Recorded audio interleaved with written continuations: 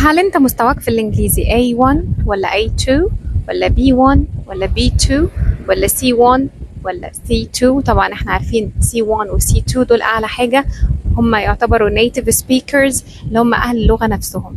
تعالوا بينا بقى النهاردة نتعلم كلمات بنستخدمها كتير بالB2 ونتعلمها بالC1. عندنا كلمة زي كلمة everyday. everyday ده المستوى B2، لو ترجمناها بالعربي يعني كل يوم، ناخدها بالC1 اللي هو المستوى الأكثر تطورا، هتبقى day after day. كلمة always اللي معناها بالعربي دائما بنقولها بالC1 day in and day out. كلمة never اللي هي أبدا بنقولها بالC1 not a million years. كلمة sometimes اللي احنا بنترجمها أحيانا sometimes بنقولها بالC1 every so often. every so often or often.